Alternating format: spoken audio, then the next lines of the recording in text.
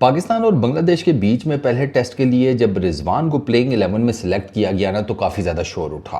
आपको पता है मैं भी इस फेवर में था कि रिजवान की जगह के ऊपर सरफराज भाई को खिलाना चाहिए। अच्छा, अब रिजवान को डेफिनेटली खिलाया गया upon his recent batting performances, और रीसेंट से मुराद ऑस्ट्रेलिया में है, क्योंकि ऑस्ट्रेलिया में रिजवान ने सरफराज भाई की निस्बत कंपैरेटिवली बेहतर बैटिंग की। और आज हमने देखा कि रिजवान की जो बैटिंग थी वो मज़ीद फ्लरिश ही हुई है। आपको पता है सेंचुरी स्कोर की है तकरीबन 150 गेंदों के ऊपर, ज़बरदस्त किस्म की सेंचुरी। पूरी सेंचुरी में ना रिजवान की दो उन्होंने मेरे ख्याल है अभी तक कोई तकरीबन 10-12 बाउंड्रीज उन्होंने लगाई हैं।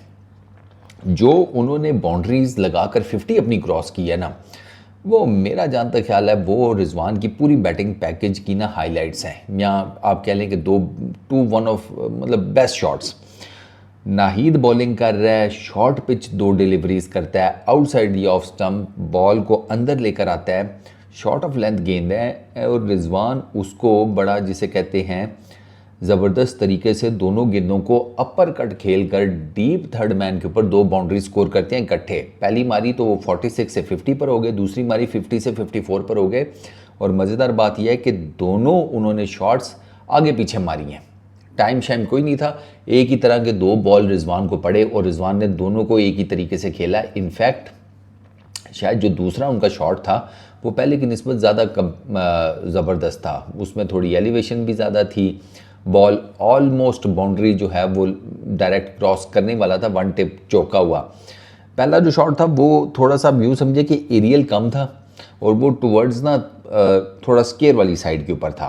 तो वहाँ पर उस तरह के शॉट में आपकी चांस होता है कि अगर आपने डीप थर्ड मैन को थोड़ा सा ज़रा उसके लेफ़्ट साइड पे खड़ा किया हुआ है जहाँ पर उसकी आइडियल पोजीशन होती है, तो ये इस तरह के शॉट्स कैचेस में भी कन्वर्ट हो जाते हैं। लेकिन जो दूसरा शॉट था ना वो बहुत ज़्यादा जिसे कहते हैं बिल्कुल बैक साइड पे था रिजवान की, मतलब स्लिप कॉर्डन के ऊपर से आप यूँ कह लें।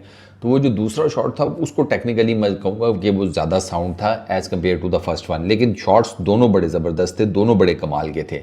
और रिजवान की मुझे थोड़ी सी हंसी भी आ रही थी ये देख कर, यार ये इस तरह की शॉट्स रिजवान को T20 क्रिकेट में भी एग्जीक्यूट करनी चाहिए ना, क्योंकि T20 क्रिकेट में इस किस्म की शॉट्स वो ज़्यादा बेनिफिशियल हैं, क्योंकि आपको 2 गेंदों के ऊपर 2 चौके मिल गए। टेस्ट क्रिकेट में 2 गेंदों के ऊपर 2 चौके मिल जाना कोई बहुत बड़ी बात नहीं समझी जाती। और ठीक है, 2 गेंदों के ऊपर 2 चौके लगे, फील्डर नहीं था, मार दिए, टुल्ले लग गए, वट। लेकिन जब आप बात करते हैं ना लिमिटेड ओवर्स की, 50 ओवर्स की या T20 की या वाइड बॉल क्रिकेट की, तो उसमें 2 गेंदों के ऊपर 2 चौके वो बहुत ज़्यादा मैटर करते हैं। ऑल ऑफ अ सडन आपने 2 गेंदों के ऊपर रन रेट 8 कर दिया है। वो उसमें ना वहाँ पर कैलकुलेशन बड़ी डिफरेंट किस्म के हिसाब से देखी जाती है। तो वो 2 शॉट्स अगर रिजवान के वाइड बॉल क्रिकेट में लगे होते तो वो ज़्यादा जिसे कहते हैं ना, आप in terms of wide ball cricket में बात कर रहा हूँ, वो ज़्यादा जिसे कहते हैं प्रेज़ किए जाते, ज़्यादा वो डेंजरस होते।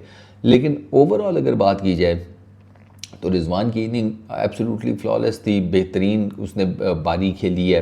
रिजवान का ये है कि रिजवान जो है उसकी बैटिंग और विकेट कीपिंग वो डेफिनेटली आई वुड से कि वो सरफराज भाई को सरपास करता है।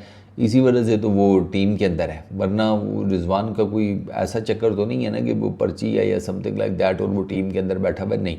रिजवान बुनियादी तौर पर अच्छा खेलता है, वो अच्छा खेल रहा है, इसी वजह से वो टीम के अंदर है। बाकी जितने भी मामलात हैं उसकी जिसे कहते हैं ओवरऑल फॉर्म को लेकर, ओवरऑल उसकी टीम में मौजूदगी को लेकर, ओवरऑल टीम के स्ट्रक्चर को लेकर, उस पर 100 किस्म के सवालिया निशान उठाए गए हैं।